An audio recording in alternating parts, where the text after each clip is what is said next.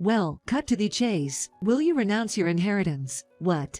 You were adopted by your grandparents, right? Then, you wouldn't be eligible for the inheritance in the first place.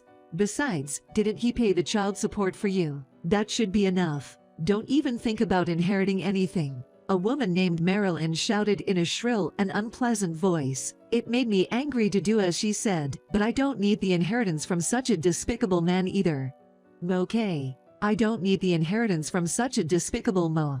As I almost finished the sentence, my grandma snatched the phone from me. She won't renounce anything. She has every right to inherit. My name is Margaret, a 27-year-old office worker. My biological mom passed away in an accident shortly after giving birth to me. I didn't know about it until I was 5 years old, because I had a dad and mom at home, and I thought I was their child. The woman who lived with my dad and raised me, Karina, was apparently my dad's legal wife. In other words, I was the child of a mistress. Karina had always been frail and was unable to get pregnant, so she decided to take me in. I found out about this when Karina became bedridden in a hospital due to an illness. When your mom passed away, it was your dad who was driving the car. He caused a single car accident, and although he was seriously injured, your mom suffered such a severe impact that she died on the spot. I couldn't forgive the fact of infidelity, but you, who were born out of it, were not to blame, right? Besides, you were also in the car during the accident and miraculously survived. That's why I thought someone should definitely raise you properly. Karina had been raising me like her real daughter. I was only 5 years old, so there were still many things I didn't understand, but I did feel that I was receiving love at that age. So I always thought of Karina as my real mom. As a 5-year-old, I couldn't fully understand the story, but I did understand that the person who gave birth to me was someone else and that she had died in an accident. But knowing that didn't change the fact that Karina was my mom to me, and I loved her very much. The day after she told me that story, Karina passed away. Looking back now, I think she knew she was about to die, and that's why she told me that story. After Karina's death, I was placed in the care of my grandparents from my biological mom's side. Originally, they wanted to take me in as soon as I was born, but Karina told them, I want to raise her, so they had entrusted me to Karina. But as soon as Karina passed away, my dad immediately sent me to my grandparents. I heard later that the decision was also influenced by the wishes of my dad's new wife. My dad remarried immediately after Karina's death. His new wife said, I don't want a stepchild, and tried to push me out. My environment suddenly changed, and Karina is gone. Even though I was just a child, I was very confused, but my grandparents loved me very much. Margaret, I bought you a toy. Let's play together.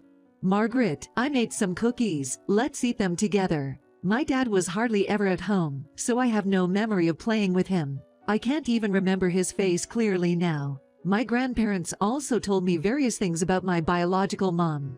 Like you, Margaret, she had big, beautiful eyes and was a lovely girl. I'll show you her childhood photos. You're just like her, Margaret. When I was about high school age, my grandparents also began to tell me about how my mom and dad met. Your mom worked at the front desk of the company run by your grandpa from your dad's side. Your dad was a smooth talker, and it seemed he was hitting on various women using his eloquence and his status. Among them was your mom. Your mom was a very faithful girl, but because she was too faithful, she was deceived by that playboy who was good with words. When that man was getting married, your mom tried to step back.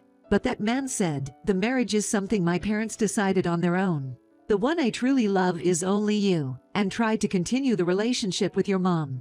Your mom was also inclined to it and continued the relationship even after he got married. That man is really hopeless, and it makes me mad, but the fact that we got to meet you, Margaret, is thanks to him. For that alone, I'm grateful to him.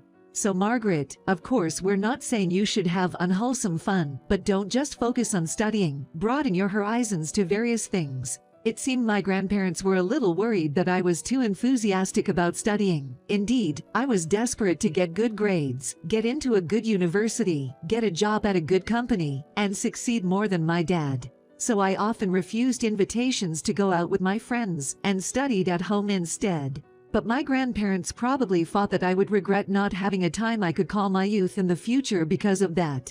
Taking to heart what my grandparents said, while of course working hard on my studies, I also started to focus on enriching my high school life. I made good memories by going out to play with my friends after school, getting a boyfriend, and going on dates. In the midst of everything, my grandpa's health deteriorated rapidly.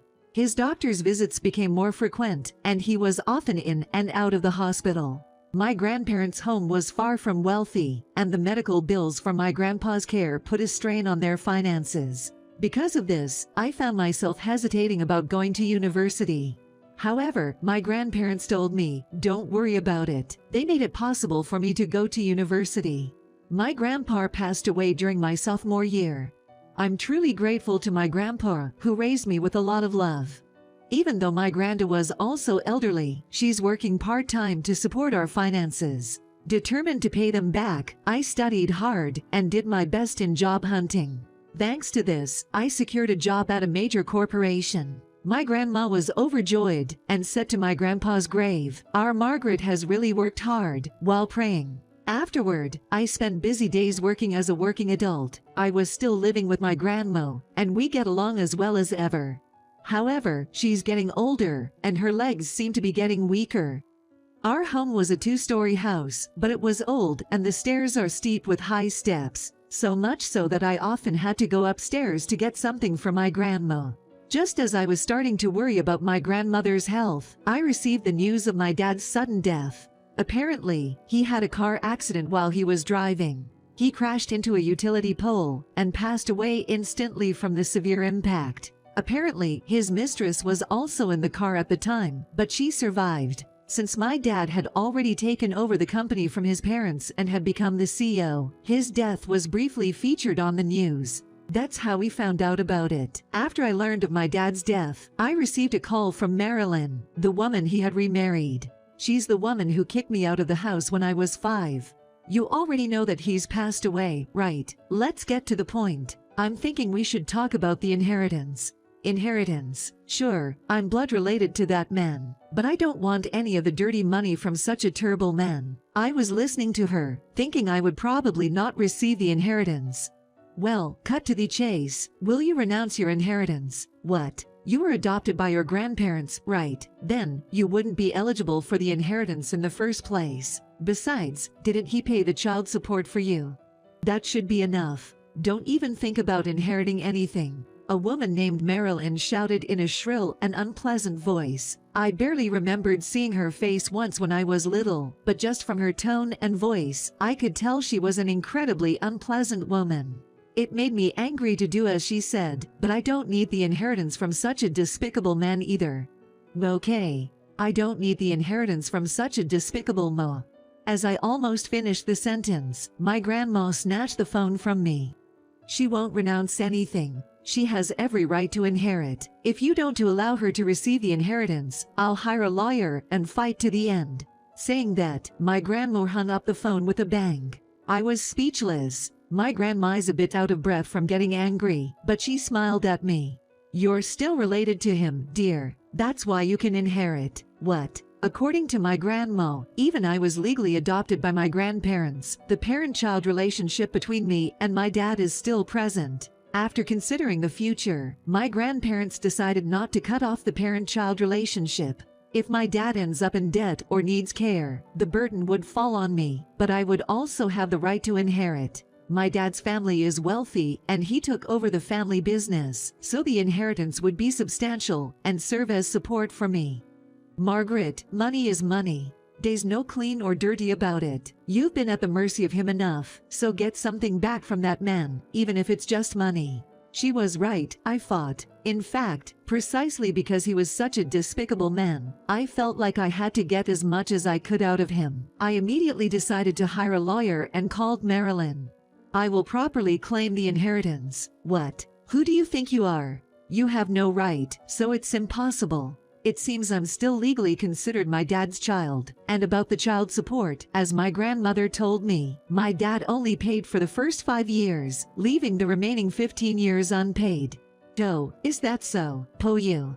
So, the unpaid child support for those remaining 15 years will be inherited by you from my dad. What? I spoke with a lawyer, and it seems I can claim you $70,000. What? Why should I be left with the debt on top of having my inheritance halved? If you want to blame someone, blame my dad. We'll fight it out in court until the end. Unlike you, I have a proper job, so I don't mind how much it costs them." Marilyn sounded so frustrated over the phone, unable to say anything back. "Let's handle the rest through the lawyers." Saying that, I hung up the phone. Even over the phone, I could feel how frustrated she was, and it felt pretty satisfying. By the way, after that, Marilyn was approached by a young good-looking guy, fell head over heels for him, and after lavishing him with everything she had, he easily dumped her. Apparently, because she spent way too much on him, the inheritance she had, worth hundreds thousand dollars, was gone within a few years. Serves her right, I thought. On the other hand, with the inheritance I received, I immediately renovated my grandparents' house. It was a 2-story house, but I added an elevator to make it easier for my grandma to move around, and I removed the steps in the house considering the future. My grandma was deeply moved by the spacious and beautiful home, and she now enjoys cooking in the shiny kitchen every day. I want to do everything I can to ensure my grandma can live happily and healthily from now on.